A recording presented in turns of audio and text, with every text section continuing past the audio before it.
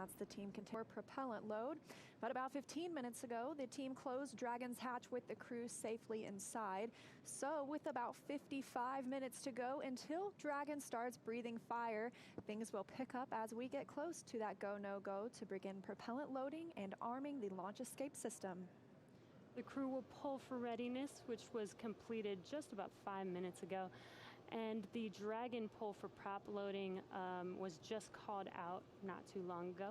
Next up at T-minus 45 minutes will be an internal mission control Hawthorne pull for propellant loading. When we get to about T-minus 40 minutes, the crew access arm will retract and the crew will get the call to close their visors and arm the launch escape system. This is the automated system in place that can fire the 8 Super Draco thrusters on Dragon to quickly separate the crew from the rocket, either on the pad or during the flight on the ride uphill. And then once we reach about T-minus 35 minutes, propellant loading for Falcon 9 will begin. We've heard some chatter about whether they're go, no go, continuing those polls. And throughout the countdown, we've been getting some pretty incredible views of the astronauts inside Dragon, making their final preparations, as well as some close-up views of the suits. The teams have often described those suits as an extension of the Dragon spacecraft. It's almost a mini spacecraft inside a spacecraft. They're all custom fitted, just as we were discussing earlier. And I think it's very interesting as well, their seats are custom fitted too. So nobody gets to really choose where they sit today. It's already been decided. And with that, we want to hear a little bit more from Spacex for this place. And go ahead for displays. I just wanted to check. We did notice that on the left side of the display, it looks like possibly the iPads, when the tablets is still in there. Is there when are you planning on bringing that down? And we were going to get that right prior to the LES Army. Copy all. That's the core speaking with Dragon. The crew also has some tablets they can use to monitor the milestones of the mission. But for right now, we want to hear a little bit more from the KSC side. So, Daryl. Yeah, thank you very much. Back here at the Kennedy interview desk, and you know, we talk a lot about the astronauts, what they're doing, and the preparation for good reason, but they have a lot of work to do.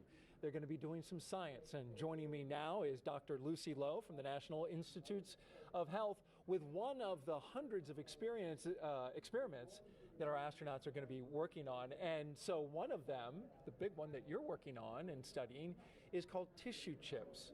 So, Lucy, what exactly is a tissue chip? So yeah, great question, Daryl, and thanks very much. Great to be here this evening. So a tissue chip, this is an example of a tissue chip.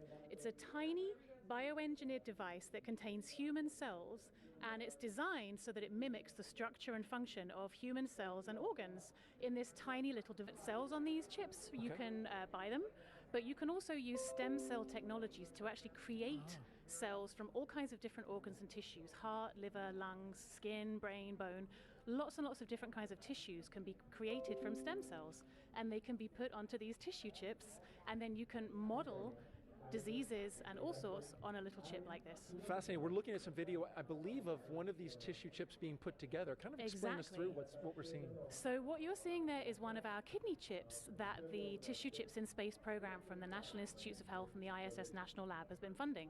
So this chip here is being seeded here. You're seeing that blue fluid coming through in those little triangles, those little squares are cells that are being placed into the chip.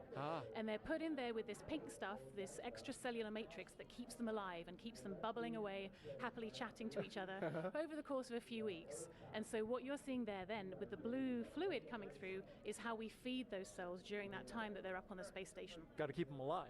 Exactly. They need all their nutrients, they need all their stuff that keeps them feeling good up there. So what is the benefit of an experiment like this? What can we glean from this and hopefully in the future? We send them to the space station.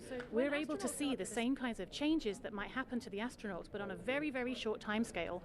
So, for example, diseases that might take months or years or even decades to actually be a clinical problem down here on Earth, can actually be modeled in space in just a couple of weeks. So we can really accelerate the disease modeling using these tissue chips and then see how different drugs and therapies act on them.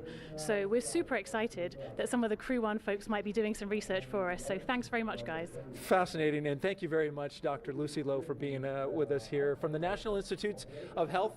That was a fascinating experiment, and we hope the astronauts get some good work on it so that you can further develop your research. Really Wonderful. Thank you, Daryl. All right, very good. And so now we'll toss it back to Hawthorne, California, and John I for the latest at T-minus and 49 minutes and counting.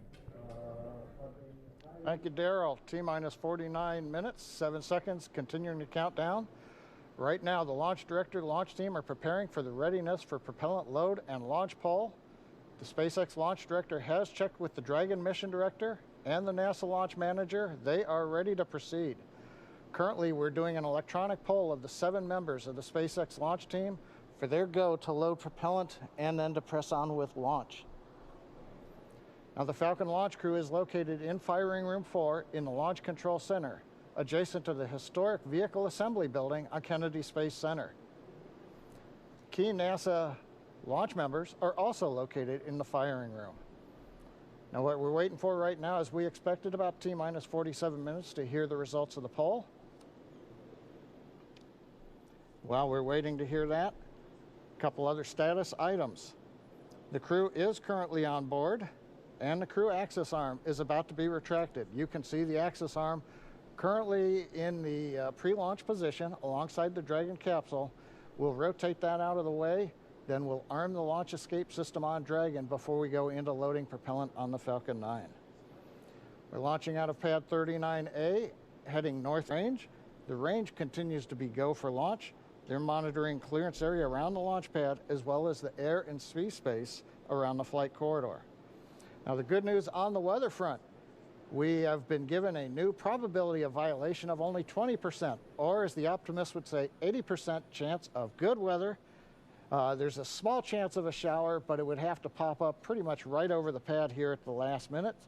They're looking, ground winds are cooperating, upper altitude winds are cooperating. So the weather officer gave us some good news about 10 minutes ago as we got inside of T-minus 1 hour. Now we're coming up on T-minus 47 minutes, and the SpaceX team is finishing up their go-no-go polls. We're waiting for a few more